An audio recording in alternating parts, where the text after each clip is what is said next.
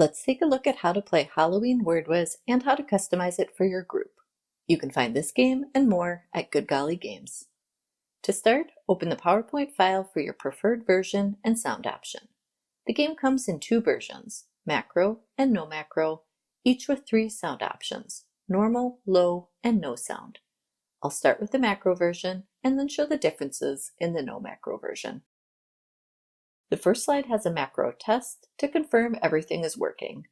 If not, follow the troubleshooting steps to enable macros. These steps are also included in your order as a separate file if you'd prefer printing them. Once you have the file open, start the slideshow from the beginning. There is an optional black slide that you can use to have the game up but not visible until you click the slide. You can delete this slide if you'd rather have the game start immediately. The game begins with a quick intro, and once you're at the main screen, click play. The first slide lets you enter your player or team names. Type in the names for up to 4 players. Then click play to go to the round 1 how to play instructions. In round 1, players will unscramble the letters to uncover the word. The instructions also share an example to give players an idea of how the round is played. For each question they get correct, they will earn 5 points. Once you've gone over the instructions, click play to begin. The letters automatically appear and the timer starts immediately after. The player has 15 seconds to guess the correct word. Using the answer key provided with your order, you as the host will click the correct button for the current player if they get the answer right, and 5 points will be added to their score. Click the right arrow to go to the next question, and player 2 will have a chance to guess. If the player misses the question and the time runs out, you leave the scoreboard as is and just click the right arrow to go to the next question. In round 2, players are given the first and last letter, along with a single clue. The letters and clue automatically appear and the timer starts immediately after. Click the correct button for the current player to add 5 points to their score if they get the answer right, and then use the right arrow to go to the next question. In round 3, players unscramble the snippets of 1 to 2 letters to uncover the word. The snippets automatically appear and the timer starts immediately after. Click the correct button for the current player to add 5 points to their score if they get the answer right, and then use the right arrow to go to the next question.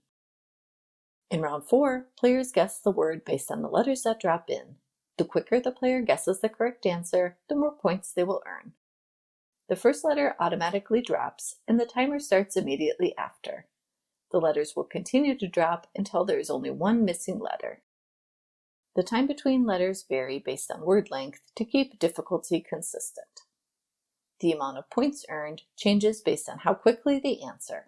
You will see the points they can earn change from 10 to 7 to 5 to 3.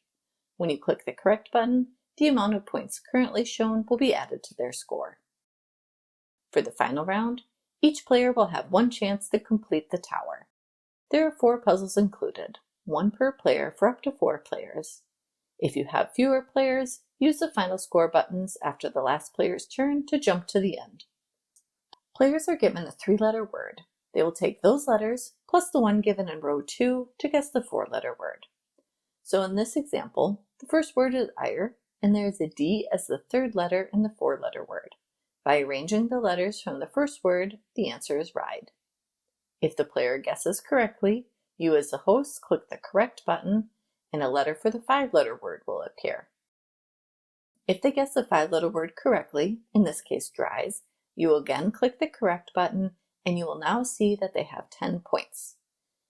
If they get the final 6-letter word, they will earn 15 points. Once the player completes the tower or time runs out, click the correct button to add however many points they earned, or simply click the arrow to move on if they scored 0. At the end of the game, there's a final scores slide so you can see which player is the ultimate word whiz. There are a couple other buttons to be aware of. If you need to manually change one of the team's scores, you can use the buttons to go up or down. The pause button will pause the game if you want to give players extra time, and the play button will start it again. The next round button will jump to the next round, and the final scores button will jump to the final scores if you want to end the game early. The reset button will reset all the scores to 0. You can play the game as provided, or if you want to personalize or refresh the game, it's very easy to change the questions and answers. If you've already played the game, go into any game slide and click the Reset Scores button to reset the scores to 0 and avoid errors when changing slides. The game comes with 104 questions. In the main game, there are 12 questions for rounds 1 through 4 and 4 questions for round 5. But if you scroll down, you will see sections called Extra Questions with additional questions for each round. To use these, simply drag or copy and paste them into the correct round above. You can adjust the number of questions depending on how long you'd like the game to last. To create your own questions, go to the end of the presentation where you will find blank template slides for each round. Copy and paste blank template slides into the correct round. So for example, you would copy and paste a Scrambles puzzle into the Scrambles round. For Scrambles, there is one template. To update the template, type in the Scramble clue and the answer. If we play the slideshow, you can see the new question comes up, as well as the answer I entered. For fill-ins, there are 5 templates for 5, 6, 7, 8, or 9-letter words. To update the template, type one letter in each text box and then enter the clue.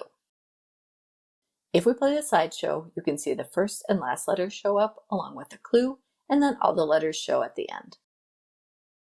For snippets, there are 3 templates, one for 9 to 10-letter words, one for 7 to 8-letter words, and one for 5 to 6-letter words. To update the template, type 1 or 2 letters in each text box. If we play the slideshow, the new snippets will show up as well as the answer I entered. For drops, there are 4 templates for 6, 7, 8, or 9-letter words. To update the template, type 1 letter in each text box. If we play the slideshow, you can see the letters start dropping in, and then all the letters show at the end. For towers, there is one template. To update the template, type 1 letter in each text box for the 3-letter word. For the 4-letter word, type the new letter in the last text box. The last text box in each row is the one that shows initially as the clue. If the new letter is actually the last letter in the word, you can go ahead and simply type the other letters in the remaining text box. So if we start with cat and the next word is taco, you can type the O in the last box and then the TAC in the other boxes. If we play the slideshow, you can see the O shows up first and the rest appear when you click the correct button. If the new letter is not the last letter, you can swap the text boxes by moving them. So instead of taco, let's say the 4-letter word is cart. So you would put the R in the last letter, swap the R with the 3rd-letter text box, and then fill in the remaining letters.